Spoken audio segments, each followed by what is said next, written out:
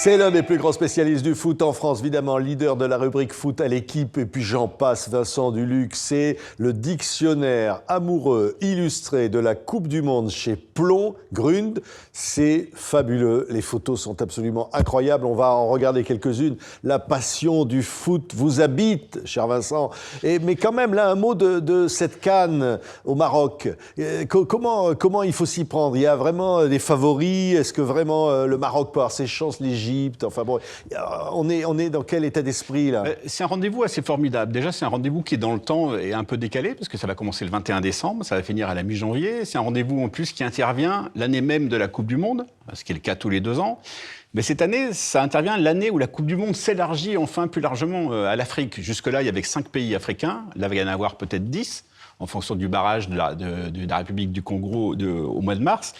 Donc voilà, on est un peu un tournant. On est aussi un tournant parce que le Maroc sera co-organisateur de la future Coupe du Monde. Donc voilà, c'est vraiment un moment important.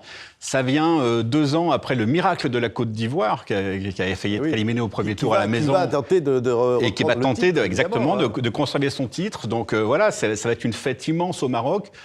On espère qu'elle ne sera pas voilée, cette fête, par l'absence d'Achraf Hakimi, qui vient d'être élu meilleur joueur africain, qui est l'arrière-droit du PSG et qui est blessé. Il s'est lancé dans une course contre la montre pour pouvoir être présent à cette fête-là. Et vraiment, on le souhaite à la fois au public marocain et à Hakimi lui-même. Ça va être extraordinaire. Le Cameroun, Nigeria, les grands sont là. Hein. Tous les grands sont là, évidemment. Il y aura la Tunisie. C'est toujours la même chose. Il y a toujours le même... on va dire la même rivalité entre les pays du Maghreb. On a oublié, il faut le citer, l'Algérie. Attention, il ne faut pas oublier l'Algérie. Il ne faut pas oublier l'Algérie, qui a une équipe assez remarquable, à qui manque sans doute un couronnement, mais qui quand même, sous l'effet aussi des binationaux, quand même, vraiment développe aujourd'hui une force quand même qui est intéressante. Le foot africain, il apporte un truc là, toujours. Il y a un renouvellement, c'est très important sur la scène mondiale en fait. Hein. Mais en fait, c'est un foot qui est devenu très important grâce aussi au changement de réglementation. C'est-à-dire pendant très longtemps, quand les joueurs étrangers étaient limités avant l'arrêt Bosman et avant les arrêts Cotonou, etc., c'était un peu plus compliqué pour les joueurs africains de s'imposer à l'étranger, en dehors de la France, à cause des liens coloniaux. Là, aujourd'hui, maintenant, les joueurs africains peuvent jouer dans le monde entier et ça développe vraiment la force des nations africaines. Alors, ils jouent évidemment. Là, ils jouent dans des équipes qu'on retrouve dans ce bouquin, le dictionnaire amoureux illustré de la Coupe du Monde, hein, Vincent. Hein. Ils jouent dans les équipes, évidemment, en France. Ils jouent dans les championnats. Les Africains, c'est fondamental. Mais il y a un lien historique et profond entre l'Afrique et le football français. D'abord, pendant très longtemps, le foot français a dû beaucoup aux joueurs africains. Il suffit de se souvenir qu'en 98, il y avait 2 joueurs champions du monde qui étaient nés sur le sol africain, Marcel Desailly à Accra, au Ghana. Patrick Vieira à Dakar, au Sénégal. Il y a également ensuite Claude Makelele qui est né à Kinshasa. Donc il y a toujours eu ce lien-là et la France s'est toujours servie quand même de l'Afrique. Aujourd'hui, il y a un renversement des valeurs grâce au nouveau règlement de la FIFA qui permet à des joueurs de représenter la France en sélection de jeunes, puis le pays d'origine, le leur ou de leurs parents, de leurs grands-parents plus tard, ce qui fait que maintenant la France rend un peu à l'Afrique tout ce qu'elle y avait pris avant. Et c'est un équilibre historique qui est quand même assez sympa. Alors un mot avant de parler du bouquin, mais c'est le bouquin, la prochaine Coupe du Monde. On dit même pas besoin de dire de football d'ailleurs, hein, vous le dites, c'est la Coupe du Monde maintenant, c'est tellement énorme. Comment ça se présente là, les équipes qui ça y est, vont gagner leur ticket là? Mais en fait, on n'en sait rien parce que c'est la première Coupe du Monde à 48 équipes. Ça va être assez gigantesque. Jusqu'en 98, il y en avait 24. En 98, il y en a eu 32. Maintenant, il y en a 48. Ça veut dire qu'il va y avoir 12 poules de 4. Il y a à peu près 50 matchs en plus. Ça va être gigantesque sur 3 pays. On sort d'une Coupe du Monde au Qatar sur un territoire grand comme la Gironde. Et on arrive sur une Coupe du Monde continentale, États-Unis, Canada, Mexique. Et ça va tout changer. Ça va être assez gigantesque. Alors, la première partie de la compétition consistera seulement à éliminer 16 équipes sur 48. Et ensuite, il y aura 16e de finale, 8e de finale. Ça va être une Coupe du Monde assez dingue. On ne sait pas encore à quoi ça va ressembler. Très ouverte, en fait. On ne sait pas d'emblée... Elle va être très ouverte, mais je ne sais pas si elle peut être beaucoup plus ouverte que celle au Qatar, où on avait vu la Tunisie en demi-finale, ce qui était quand même la meilleure performance d'une nation africaine et qui était vraiment une vraie surprise. Là, cette fois, on a quand même l'impression que l'Argentine, le Brésil, la France, l'Angleterre, le Portugal, l'Allemagne, l'Espagne... Oui, ils seront là, ça tous les sûr. classiques ne devraient pas être très loin quand même. Ouais. Et la France, dans tout ça, dans cette coupe, comment ça se présente avec Deschamps et avec ses joueurs? Mais déjà, c'est la dernière Coupe du Monde de Didier Deschamps, donc il va avoir envie de réussir ses adieux, puisque après 14 ans, il va se retirer à l'issue de cette Coupe du Monde. Oui, c'est justifié d'ailleurs, une parenthèse, Vincent. Qui s'en aille? Oui, non, qui soit encore là. Non, mais parce qu'on pourrait dire c'est peut-être la Coupe du Monde de trop. Non, mais là, il a réussi son pari. Il a mérité quand même de durer aussi longtemps, parce que c'est quand même le sélectionneur qui a eu les meilleurs résultats de toute l'histoire de l'équipe de France. On peut dire que c'est un des plus grands personnages de l'histoire du foot français. Il a gagné la Coupe du Monde comme sélectionneur. Il l'a gagné comme joueur auparavant et comme capitaine. Oui, il mérite de vivre un beau crépuscule, mais c'est compliqué de ne pas penser que l'équipe de France puisse aller loin, parce qu'on sort quand même d'une période exceptionnelle où la France vient de disputer 4 des 7 dernières finales de la Coupe du Monde. Nous sommes d'une génération où il y avait plutôt des Coupes du Monde sans la France. Il y a eu 12 ans... Mais là, on s'y est habitué. Hein. Mais voilà, 12 ans entre 66 et 78 sans Coupe du Monde, 12 ans encore entre 86 et 98 sans Coupe du Monde. Et aujourd'hui, c'est feu d'artifice tous les 4 ans. Donc, effectivement, ça a changé. Oui, alors voilà, on voit des photos défiler. Elles sont toutes dans ce... Parce qu'au départ, ce dictionnaire amoureux, c'était d'abord un dictionnaire avec des dessins, avec évidemment de A à Z, comme ça, des articles sur tout ce qui compte dans l'histoire de la Coupe du Monde. Et là, on a des photos, on va en voir, c'est absolument formidable. Alors, comment on sélectionne un peu ce dictionnaire amoureux? Comment vous, l'amoureux, Vincent, l'amoureux total et pleuré du foot, vous êtes tombé dedans, hein, comme Obélix dans la potion magique. Hein. Ça, mais comme disait Michel Hidalgo, quand ils avaient une équipe, choisir, c'est renoncer. Donc effectivement, le plus difficile, c'est de savoir à quoi on renonce. Parce qu'après, au niveau de l'image, de l'illustration, il y a des fonds tellement fantastiques, que ce soit des fonds en noir et blanc, des fonds en couleur, que moi, j'ai adoré donner vie un peu à tous ces textes. Alors, c'est des histoires qui suffisent à elles-mêmes, mais notre mémoire collective et notre nostalgie, elles se nourrissent quand même de ces images-là. Oui, Georges Best, évidemment, auquel vous avez consacré un bouquin magnifique, un roman, on va dire. Alors, il y a B, il y a Ballon. Enfin bon, voilà, c'est des choses fondamentales. Évidemment, on retrouve à Z, Zizou, Zidane. Tout le monde est là, quoi. Et évidemment, Maradona, évidemment, tous les grands phares de l'histoire du foot. Tout à fait. Ce qu'il y a, c'est qu'entre le dictionnaire amoureux en texte qui était paru avant 2022 et là, il a quand même fallu ajuster la réalité. Et la réalité, c'est que Messi, par exemple, est enfin devenu champion du monde. Oui. La réalité, c'est que Kylian c'est Mbappé... mise à jour, là. Il y a une mise à jour. Kylian Mbappé a marqué 3 buts aussi en finale de la Coupe du Monde. C'est des choses qui changent. Mais en fait, ce qui est passionnant dans la Coupe du Monde, c'est que ça concentre la mythologie du football, en fait. C'est-à-dire qu'on aurait pu faire un dictionnaire de football, mais ça aurait été très vaste. Mais en se concentrant sur la Coupe du Monde, on se concentre sur la mémoire collective, sur le bonheur collectif aussi, sur ces traces-là. Alors, il y a des entrées comme ça dans ce dico, c'est génial. I Will Survive, évidemment. Il y a la chanson de Gloria Gaynor. Absolument. C'est évidemment la main de Dieu. Oui. Alors ça, c'est mythologique, ça. Ah, c'est mythologique. La main de Dieu, effectivement, c'est la main de Diego Maradona devant le gardien anglais, Peter Shilton, en 1986, en pleine guerre des Malouines, et qui a pris du coup une résonance parfois un peu mystique, mais aussi politique et quasi militaire à ce moment-là. Ouais. C'est devenu... Voilà. Pelé, c'était pas la main de Dieu, c'est le pied de Dieu, Pelé. C'est vraiment... Je pense que quel que soit le bout par lequel on prend cette légende de la Coupe du Monde, Pelé est toujours au-dessus de tout le reste. Il en a gagné 3. Et pour avoir revu les images de la Coupe du Monde 70, qui sont à peu près les premières images en couleur qui soient aussi modernes, on est fasciné par l'extrême modernité de son jeu, par les gestes incroyables, par le charisme.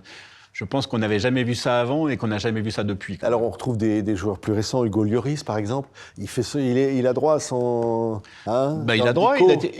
Ça a été l'un des deux capitaines français qui a brandi la Coupe du Monde avec Didier Deschamps. Donc déjà, ça le distingue. Ça a été l'un des rares gardiens qui a brandi la Coupe du Monde comme capitaine et ça le distingue aussi. Et c'est quelqu'un qui a fait 4 phases finales de Coupe du Monde, 2 finales. Bien sûr, et c'est recordman de sélection en France, il méritait tout ça. Mais même Grisou, évidemment, Griezmann. En fait, c'est ça qui est fascinant, c'est à la fois de pas n'être que dans la nostalgie, mais aussi d'essayer d'intégrer à cette mythologie tous les acteurs modernes. C'est-à-dire de ne pas dire que c'était mieux avant, de dire que c'était magnifique avant, mais c'est aussi magnifique aujourd'hui, et c'est pour ça qu'on garde de la place pour les acteurs d'aujourd'hui. Alors il y a les Champs-Élysées, évidemment. Ça, Mais les c'est quand même, Champs-Élysées quand on les remonte, voilà. c'est que ça s'est bien passé, hein, en général. Hein. Ou quand on les descend d'ailleurs. Oui, quand on les descend. Parce que c'est souvent dans le sens de la descente. C'est dans le en sens fait. de la descente. Parfois, c'est parce qu'on s'est planté aussi, on les descend quand même. Parfois on descend trop vite aussi. Mais on essaye d'accélérer quand on a perdu, on va Voilà, plus vite. mais très franchement, quand on parle du bonheur collectif, quand on regarde les images de la nuit du 12 juillet 1998 avec Zizou président sur l'Arc de Triomphe ou le lendemain le défilé de l'équipe de France, on voit que c'est sur les Champs-Élysées que se concentre tout ce bonheur-là. Oui, tiens, moi, un truc qui m'intrigue, les bijoux du capitaine. Alors les bijoux Alors du ça, capitaine... c'est pas la bijou de la Castafiore. Non, hein, pas du tout, mais on rien n'était à pas voir, si loin. hein. C'est Bobby Moore, le capitaine de l'équipe d'Angleterre, championne du monde en 66, qui en arrivant à Bogota, en Colombie, avec l'Angleterre, avant la Coupe du Monde 70 au Mexique, avait été pris dans le vol d'un collier dans une bijouterie, arrêté par la police. Il y avait une grande enquête et on ne sait toujours pas s'il l'a fait ou s'il ne l'a pas fait. Mais comme on ne le sait pas, il a une belle statue de lui au stade de Wembley en Angleterre toujours. Ouais, alors on disait, il y a la main de Dieu, il y a la main du médecin. Oui, la main du Ah oui, médecin. mais ça, c'est une autre chose, mais c'est indispensable. Mais hein. la main du médecin est liée à la main de Dieu. C'est-à-dire bon que la main du médecin, c'était le médecin de l'équipe de France et de l'Olympique Lyonnais en foot, qui s'appelait Jean-Marcel Ferret, et qui avait été, l'équipe de France était éliminée, donc il ne suivait pas d'équipe à la Coupe du Monde 94. Il avait été désigné par la FIFA pour être le médecin à Boston, et c'était à Boston que Diego Maradona avait été contrôlé positif et mis hors de la Coupe du Monde, et c'était lui, Jean-Marcel Ferret, qui avait tiré son numéro au sort. Donc en fait, voilà, c'était la main du médecin qui avait mis fin un peu à la mythologie de la main de Dieu. Mais alors, si on parle de la France, pourquoi le bleu? Pourquoi cette couleur bleue? Il y a à B, il y a bleu. Pourquoi on est en bleu? Parce que c'est resté. Alors, historiquement, l'équipe de France a parfois joué en rouge, même assez souvent. C'est vrai que on n'est pas habitué à ça. Mais c'est pas resté. Le bleu s'est imposé sur la durée. Même si moi je regrette que parfois l'équipe de France joue complètement en bleu, j'aimais bien quand il y avait des bas rouges et le short blanc, qu'on pouvait dire les tricolores. Aujourd'hui, on peut plus dire les tricolores. Aujourd'hui, on est obligé de dire les bleus parce qu'ils jouent d'une seule couleur. J'étais étonné à la lettre M, je trouve Mussolini. Alors ça, c'est moins rigolo, mais Mussolini, il est dans l'épopée de la Coupe du Monde. Absolument. L'Italie organisait la Coupe du Monde en 1934 et Mussolini en avait profité pour promouvoir son idéal fasciste, qu'il soit via les constructions monumentales ou via l'espèce d'exacerbation d'un idéal masculin. Voilà. Alors, tiens, note, parce que c'est un de vos confrères, hein, cher Vincent, c'est évidemment Thierry Roland. Mais oui, évidemment, parce que bon Thierry. Vous qui êtes quand même un journaliste très objectif, Oui. hein, vous n'êtes jamais chauvin, vous n'êtes jamais... pas mais du tout. Alors lui, c'était le contraire, Thierry. Oui. Mais moi, je suis chauvin avec Thierry. Ah oui. J'adorais Thierry, en fait. Oui, c'est ça. J'adore Thierry. Et parfois, dans des dîners en ville avec des copains, on continue à se réciter ses aphorismes, quoi. Enfin, c'est toujours ces petites Ça phrases venait comme incroyables. ça. Ça venait comme ça. Et maintenant, il a dit un jour, à la fin, 98, maintenant on peut mourir. Voilà. Et ce qui lui est arrivé d'ailleurs, Absolument. il l'a vécu avant de mourir. Il avait quand même dit pas tout de suite, mais on peut. Ah, mais pas tout de suite. Mais on n'est pas peut. pressé non plus Voilà. quand même. Mais ces phrases, c'est toujours, vous allez quand même pas me dire, mais Roubaix, c'est quand même pas Alain Delon. Oui, Il en avait des fois, c'était quand même des limites. Hein. Quoi. Bon, on va pas revenir sur En les équipe limites. de Corée, il y a 2 lits, ils doivent avoir une grande chambre. Voilà, Ouais. des choses Mais comme ça. c'était un type profondément sympa. Ouais, profondément. Franchement, c'était un type gentil. Ouais, c'était gentil, vraiment un ouais. type gentil. Et moi qui commençais assez jeune dans ce métier-là, il a toujours été gentil avec les jeunes et ça, moi, je l'oublie pas. Ouais, c'est un milieu gentil, le foot, quand même. Non. Les joueurs, tout ça. Non, mais là, écoutez, regardez la réponse comme ça, spontanément, ça vient. Non, mais c'est un milieu qui peut être chaleureux. C'est une belle vie. Mais c'est pas toujours facile d'y travailler aujourd'hui, quoi. Voilà, ça a un petit peu changé. Ouais, pression, le pognon. Beaucoup de pression, beaucoup d'intermédiaires. C'est-à-dire qu'aujourd'hui, le rapport direct entre le joueur et le journaliste, ou le joueur et l'environnement, est devenu un peu plus difficile. Chaque joueur est une PME. Donc, il faut traverser ces couches pour atteindre. Pour arriver à le joueur. Dembélé, pour arriver à Mbappé, Il est beaucoup plus facile de déjeuner avec un ministre qu'avec un joueur du PSG. Ah oui. Ah, c'est vrai. Ah oui, sans problème.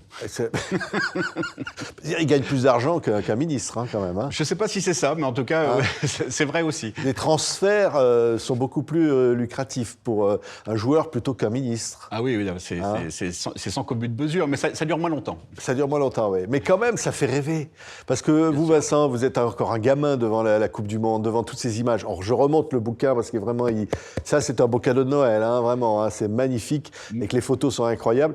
Ça fait rêver toujours. Ça fait rêver et dans la vie, Je continue parfois de compter en Coupe du Monde. C'est-à-dire que ça reste mon repère dans le temps. Je sais quand telle année, c'était en Argentine, telle année au Mexique. Je sais où j'étais, je sais comment j'étais. Là, je suis bientôt à l'âge de la retraite, quand même. Ça va venir un moment à l'autre. Ah oui. Et je commence à dire encore une Coupe du Monde ou peut-être encore deux. Oh, non. C'est-à-dire que le reste, je compte pas, mais les Coupes du Monde, je les compte. C'est Voilà. impossible. On peut pas prendre sa retraite quand on aime le foot. C'est pas possible. Non, ça, ouais, je suis pas très pressé. Ouais, mais vous l'avez déjà portée, la coupe, là, celle qu'on voit là, ici, là. Non, une réplique, oui. Ah non. Mais Faut la vraie, la mais la vraie. vraie, il y en a très peu qui la portent. Parce qu'en Elle est fait, lourde. On ne sait pas si la vraie, d'abord, arrive le jour de la finale de la Coupe du Monde. On sait qu'il y a une Coupe du Monde assez précieuse qui reste très peu de temps sur le terrain, qui passe un peu de main en main, et qu'après, le service de sécurité récupère immédiatement. Elle rentre dans un coffre escorté en Suisse. Et c'est une réplique que le pays ramène. Oh là. C'est plus la vraie, en fait. Attendez, vous nous révélez une escroquerie, là. Là, vous nous révélez un truc, en fait, il ramène un machin... Oui, mais le problème, c'est que l'ancienne Coupe du Monde, la Coupe Jules Rimet, avait été volée au Brésil. Ah oui, on sait même plus où elle est. Et fondue, elle a disparu par des trafiquants, donc c'est ça que... Pire que les bijoux du Louvre. Voilà, c'est exactement, c'était un peu ça. Il y avait un peu des pieds nickelés qu'on n'avait jamais vus. Merci Vincent Duluc. Le dictionnaire amoureux illustré de la Coupe du Monde chez Plon, Grund. C'est un livre absolument magnifique, porté par la passion d'un homme, Vincent. Voilà. S'il n'était pas là, le foot, ça serait pas pareil. Merci, Patrick. Ça serait pas ça. Merci, Vincent.